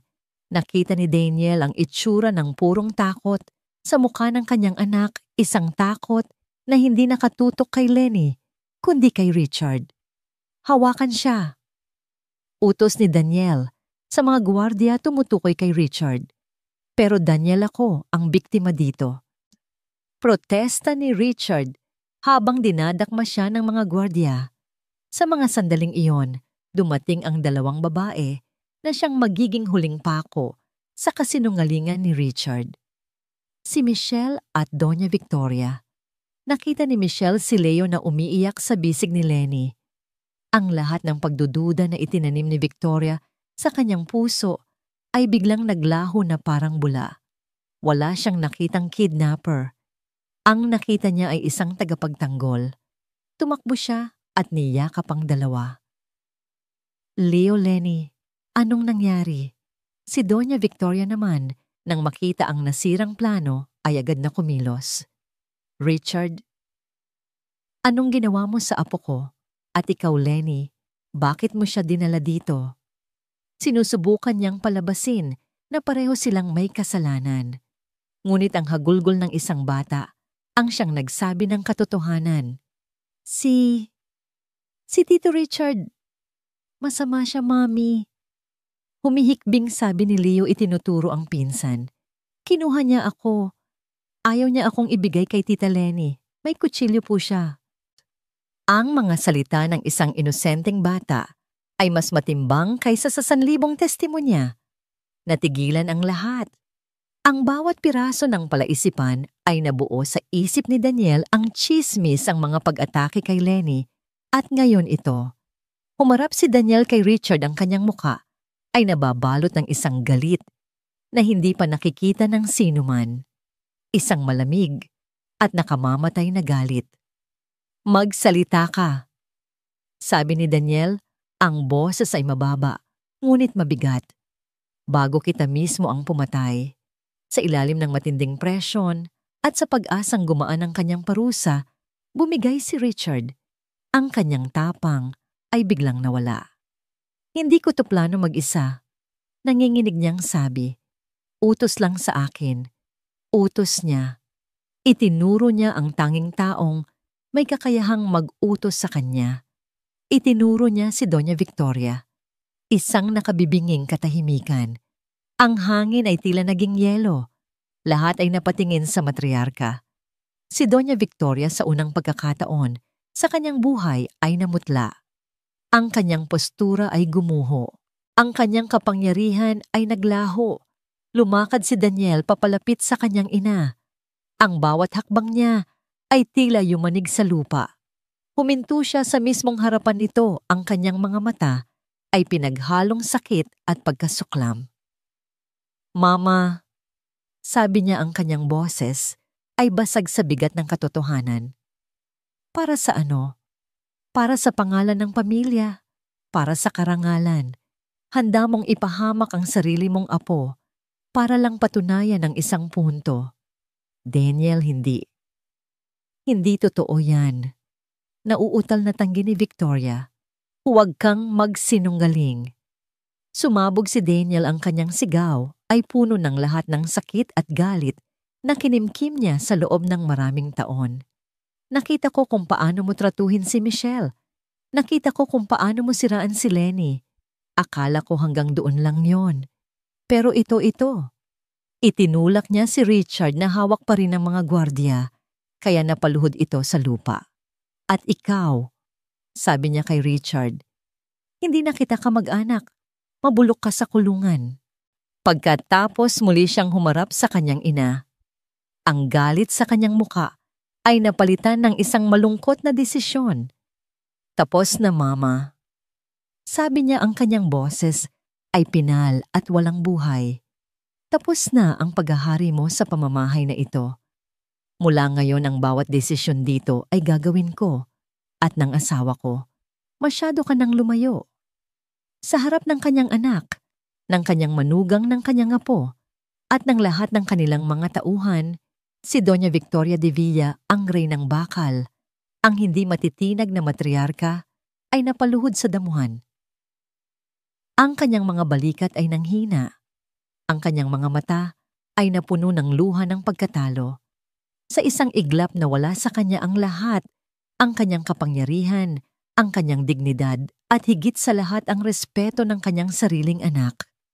Ang bagyo ay tapos na, at sa gitna ng pinsala, isang bagong kaayusan ang isisilang.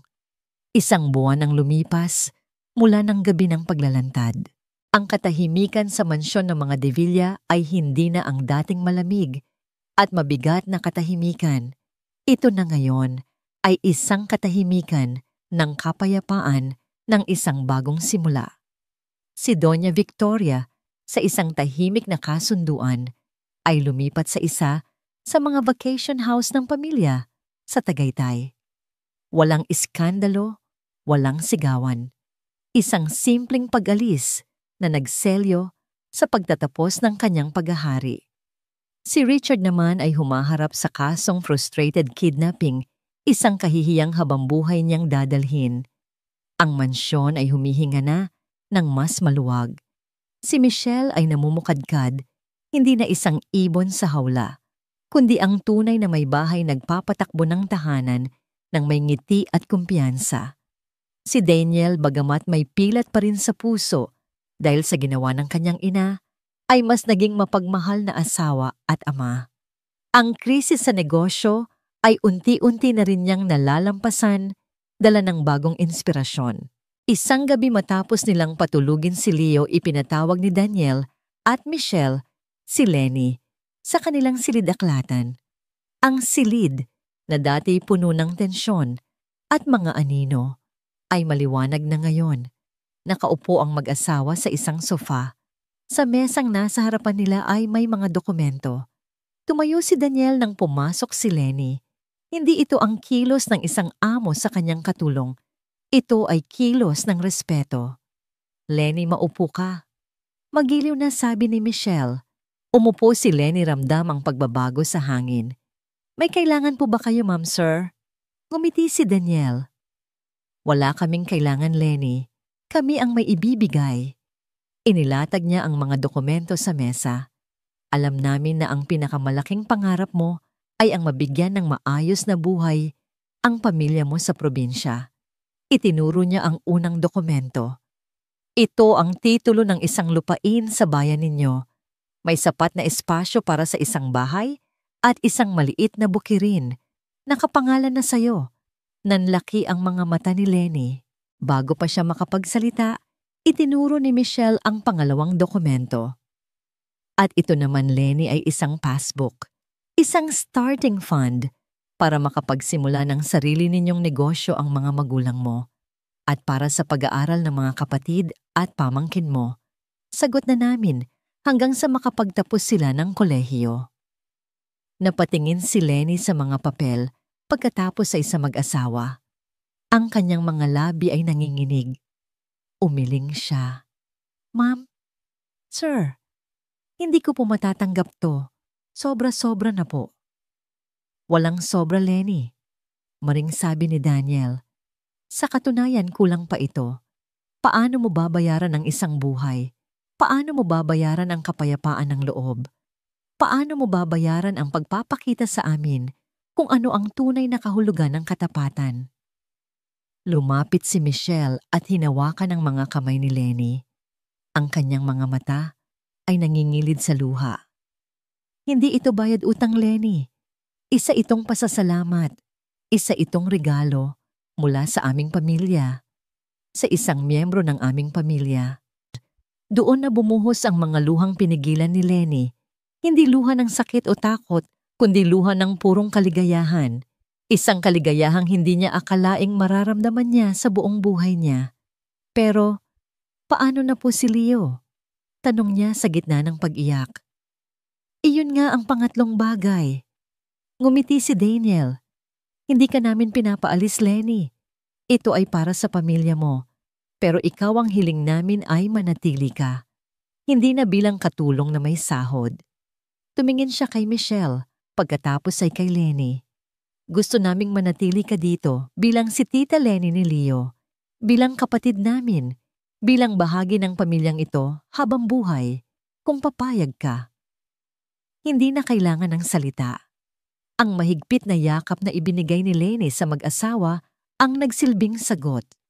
Sa loob ng silid-aklatang iyon, 3 taong may magkakaibang pinagmulan ang naging isang tunay na pamilya, pinagbuklod hindi ng dugo, kundi ng mga pagsubok, sakripisyo at pagmamahal, makalipas ang 10 taon.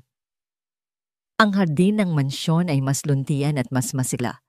Isang binatang lalaki na may matipunong pangangatawan at matalinong mga mata ang nakaupo sa isang bench, seryosong nagbabasa ng isang makapal na libro.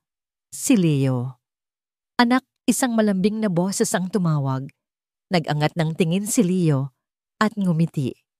Lumapit si Lenny, na ngayon ay may mga guhit na ng pilak sa kanyang buhok, ngunit may parehong init sa kanyang mga mata. Dala niya ang isang pitsel ng malamig na juice at 2 baso. Mukhang seryoso ang binabasa ng magiging CEO namin Biro ni Lenny habang nagsasali ng inumin. Tita Lenny naman. Tawa ni Leo. Nag-aral lang po para sa entrance exams. Sabi ni Dad, kailangan kong paghirapan ang posisyon na yon. Umupo si Lenny sa tabi niya. Tama ang daddy mo. Walang bagay na tunay na mahalaga ang nakukuha ng madali. Tinitigan ni Leo si Lenny isang tingin ng malalim na pagmamahal at respeto. Katulad po ng ginawa ninyo para sa amin. Hinawakan niya ang kamay nito. Tita, minsan naiisip ko, kung hindi ka dumating sa buhay namin, ano kaya ako ngayon? Siguro wala ako dito. Siguro wala ako. Pinisil ni Lenny ang kamay ng binata. Huwag mong isipin yan. Ang mahalaga ay kung sino ka ngayon, isang mabuting anak matalino at may pusong marunong magmahal. Yan lang ang tanging pangarap ko para sa'yo. Ngumiti si Leo. Iyon po ay dahil pinalaki niyo ako. Kayong 3 nila, Mom at Dad. Ininom niya ang kanyang juice. Alam niyo po, tita, kapag ako na ang humawak ng kumpanya, may una akong gagawin. Ano yon? Magtatayo ako ng isang foundation. Sabi ni Leo, ang kanyang mga mata ay kumikinang sa pangarap.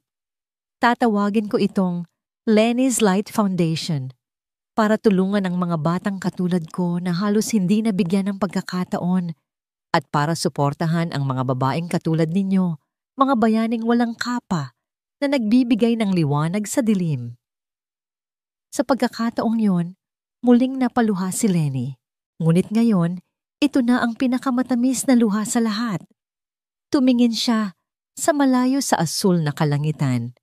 Mula sa isang simpleng dalagang may bitbit na pangarap ngayon, ay narito siya isang pangalan na magiging simbolo ng pag-asa. Ang kwento niya ay hindi nagtapos sa isang malaking kayamanan o isang posisyon sa lipunan. Nagtapos ito sa isang bagay na mas mahalaga, isang pagmamahal na naipasa, isang kabutihang nagbunga at isang buhay na naging milagro para sa iba. At para kay Lenny iyon ay higit pa sa sapat. 18 taong gulang si Leo de Villa at ang mundo ay nasa kanyang paanan. Tanggap na siya sa pinakamahusay na unibersidad sa bansa para sa kursong business management at ang kanyang pangalan ay nagsisimula nang gumawa ng ingay sa mga boardroom bilang ang batang henyo na tagapagmana ng Villa Verde Realty. Ngunit sa likod ng bawat papuri, may isang aninong laging kasunod, isang aninong mainit at mapagmahal, ngunit kung minsan ay nakakasakal. Ito ang anino ng milagro. Narito ang ating walking miracle. Bati ng isang matandang business associate ni Daniel sa isang family dinner. Leo ang batang binuhay ng pananampalataya ng kanyang tita Lenny. Ngumiti si Leo, isang ngiting sanay na niyang gawin. Salamat po. Ngunit sa kanyang loob, may isang bahaging napapagod nang marinig ang kwentong yon. Mahal niya si tita Lenny, higit kanino man, ngunit gusto na niyang makilala bilang si Leo de Villa, hindi lang bilang ang batang iniligtas ni Lenny. Gusto niyang patunayan na ang kanyang mga tagumpay ay bunga ng sarili niyang talino at pagsisikap hindi lang ng utang na loob sa nakaraan. Ang panloob na laban na ito ang naging perpektong siwang para sa isang multo mula sa nakaraan. Isang araw, isang itim na Mercedes ang pumarada sa mansyon. Mula roon, inalalayan ng isang nurse ang isang matandang babae.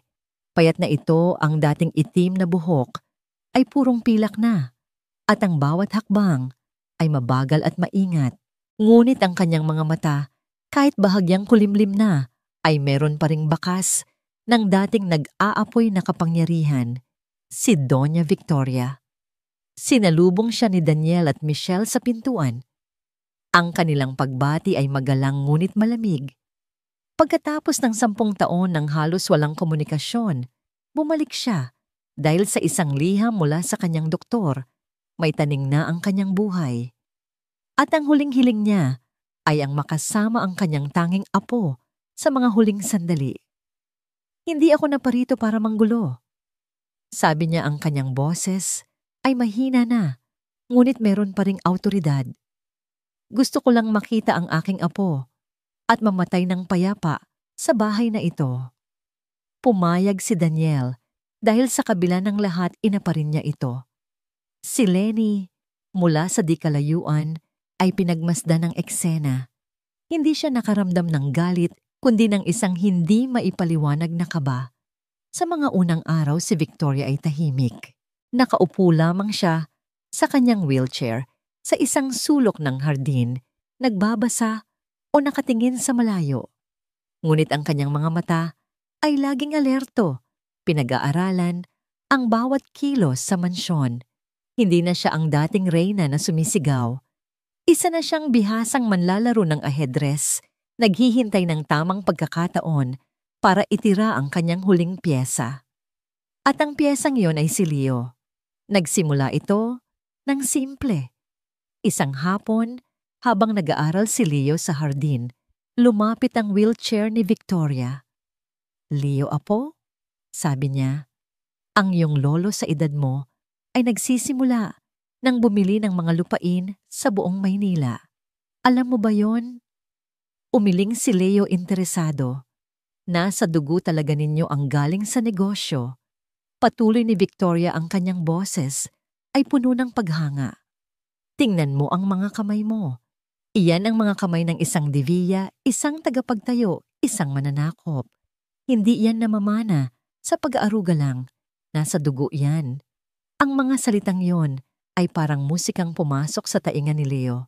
Sa unang pagkakataon, may isang taong pinupuri ang kanyang dugo, ang kanyang mana, hindi ang kanyang milagro. Unti-unti naging routine ang kanilang pag-uusap. Ikinukwento ni Victoria ang kadakilaan ng kanilang mga ninuno, ang tapang ng kanyang yumaong asawa, ang mga giyerang pinagwagihan ng Villa Verde Realty. Hindi niya kailanman siniraan si Lenny. Sa katunayan, pinupuri pa niya ito. "Malaki ang utang na loob natin kay Lenny," sabi niya isang araw. "Isa siyang mabuting tagapag-alaga. Binantayan niya ang katawan mo nung ikaw ay sanggol pa. May diin sa salitang katawan. Ngunit ang iyong isip, ang iyong ambisyon, ang iyong apoy, iyan apo ko ay purong Divilla." Si Lenny sa kabilang dako ay nararamdaman ang pagbabago. Napapansin niyang mas madalas nang lumalapit si Leo sa kanyang lola. Napapansin niyang ang mga kwento ni Leo ay hindi na tungkol sa eskwela, kundi tungkol sa legacy at dynasty. Isang gabi sa hapunan, nagpresenta si Leo ng isang bagong business proposal kay Daniel. Isang agresibong plano na pasukin ang merkado sa ibang bansa. Isang proyektong malaki ang peligro, ngunit malaki rin ang maaaring kitain. Masyadong mapanganib yan, anak, sabi ni Lenny na nakaupo na sa hapagkainan bilang bahagi ng pamilya. Baka mas mabuting magsimula muna tayo sa maliit. Ang kanyang tono ay puno ng pag-aalala ng isang ina. Bago pa man makasagot si Leo, nagsalita si Victoria mula sa kabilang dulo ng mesa. Ang mga agila ay hindi natututong lumipad sa pamamagitan ng pananatili sa pugad. Hayaan mo ang bata, Lenny. Alam ng isang Divilla kung paano sumugal at manalo. Isang matalim na tingin ang ipinukol ni Lenny kay Victoria. Naintindihan niya na ngayon ang laro. Hindi na ito laban ng sampalan o sigawan. Isa itong laban para sa kaluluwa ng batang pinalaki niya. Tumingin si Leo kay Lenny. Ang kanyang mukha ay may bahid ng inis. Tita, appreciate your concern, pero ito na po ang mundo ko ngayon. Hindi na po ito tungkol sa pagiging ligtas lang. Ang mga salitang iyon ay tumama kay Lenny nang mas malakas kaysa sa sampal ni Victoria noon. Hindi dahil sa walang galang si Leo, kundi dahil sa katotohanang nasa likod nito. Ang batang minsan niyang idinuyan para maging ligtas ay gusto nang lumipad palayo. At ang hangin sa ilalim ng mga pakpak nito ay hinihipan ng isang taong alam na alam kung paano gawing lason ang ambisyon. Nang gabing iyon, hindi mapakali si Lenny. Pumasok siya sa silid ni Leo na abala sa pag-aaral. Anak, gusto ko lang sabihin na ipinagmamalaki kita, sabi ni Lenny. Kahit ano pa ang maging desisyon mo. Salamat po, tita. Sagot ni Leo, hindi nag-aangat ng tingin mula sa kanyang libro. Pero sana, huwag mong kalimutan. Dagdag ni Lenny, ang kanyang boses ay halos pabulong. Na ang isang gusali, gaano man kataas, ay walang silbi kung mahina ang kanyang pundasyon. Tumango lang si Leo. Ngunit pagkaalis ni Lenny, isinara niya ang kanyang libro. Lumapit siya sa salamin at tinitigan ang kanyang sarili. Nakita niya ang mukha ng isang Divilla. Ngunit sa ilalim nito, nakikita pa rin ba niya ang puso ng batang minahal ni Lenny o ang anino ng dugo ay nagsisimula ng takpan ng lahat. Ang mansyon ay naging isang tahimik na larangan ng digmaan.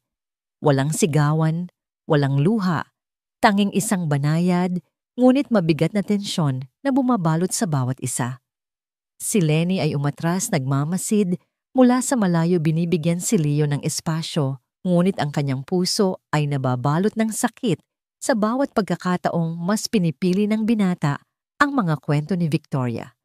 Si Daniel at Michelle ay nasa gitna nakikita ang panganib, ngunit ayaw pangunahan ang kanilang anak na nasa hustong gulo lang na.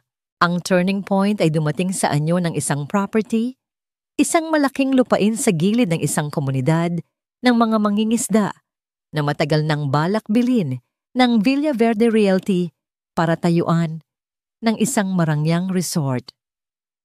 Ito na ang pagkakataon mo, apo, sabi ni Victoria kay Leo habang tinitingnan nila ang mga plano. Ang mga taong yan ay mga squatter lang. Paalisin mo sila, bilhin ang lupa sa murang halaga at itayo ang isang monumento para sa pangalan ng Divilla.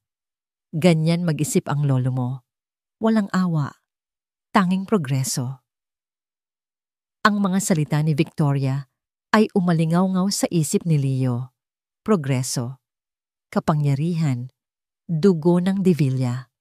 Ngunit kasabay nito, may isang maliit na tinig sa kanyang loob na bumubulong ang tinig ni Lenny na nagsasabing ang isang gusali, gaano man kataas, ay walang silbi kung mahina ang kanyang pundasyon. Kinagabihan, iprinesenta ni Leo ang kanyang plano sa pamilya. Kailangan nating maging agresibo. Sabi niya inuulit ang mga salita ni Victoria. We will issue an eviction notice. Bibigyan natin sila ng kaunting relocation fee at sisimulan agad ang construction.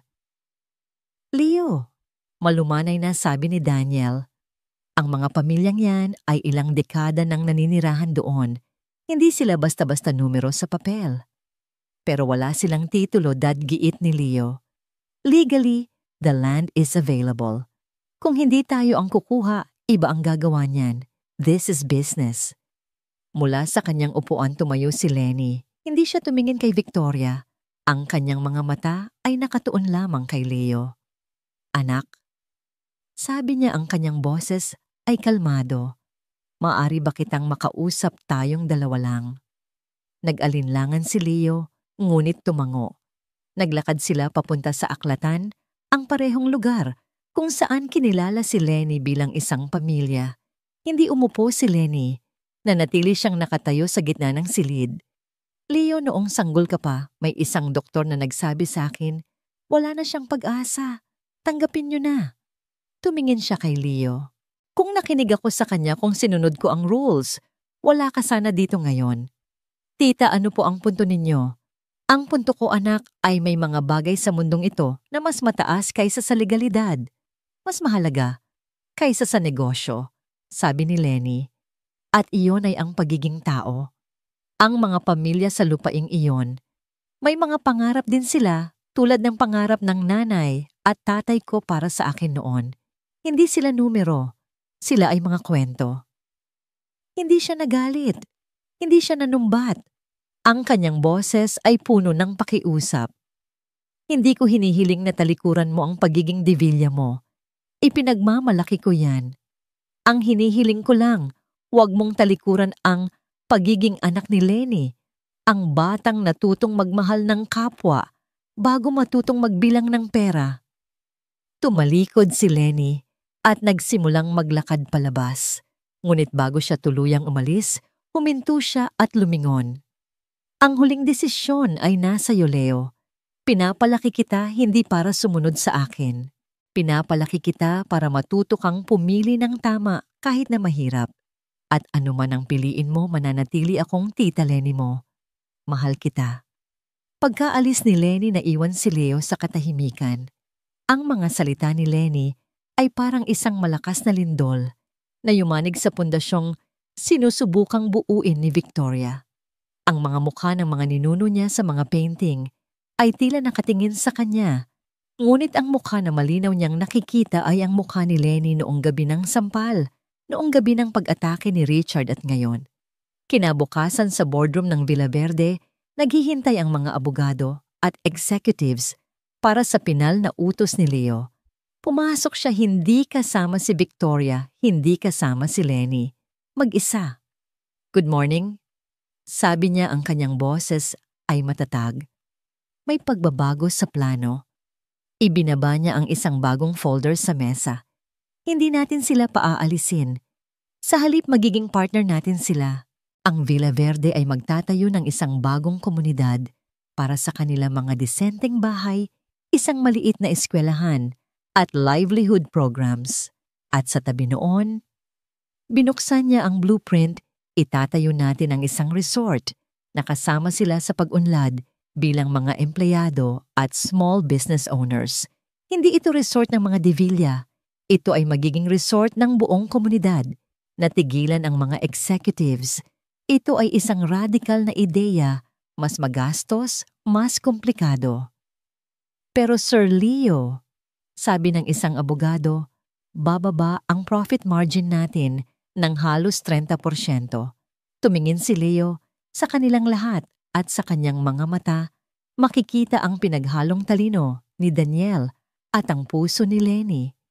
Maaring bumaba ang ating profit sa papel, sabi niya, pero ang legacy na itatayo natin priceless.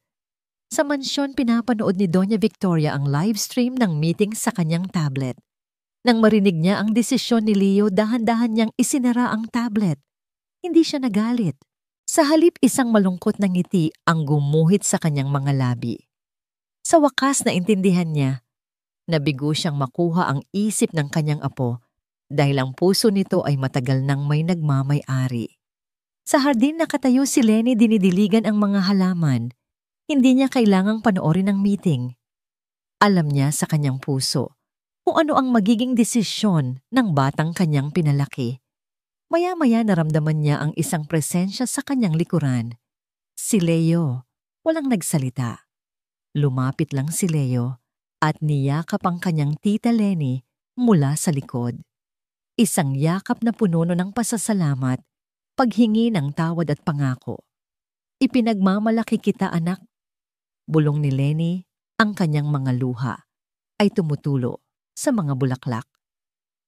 Natuto lang po ako mula sa pinakamahusay. Sagot ni Leo. Ang anino ng dugo ay naglaho na palitan ng liwanag ng isang pusong pinanday sa pagmamahal. Ang pundasyon ay hindi kailanman nagiba. Ito ay lalo lamang tumibay handa nang saluhin ang anumang gusaling itatayo sa ibabaw nito, gaano man ito kataas.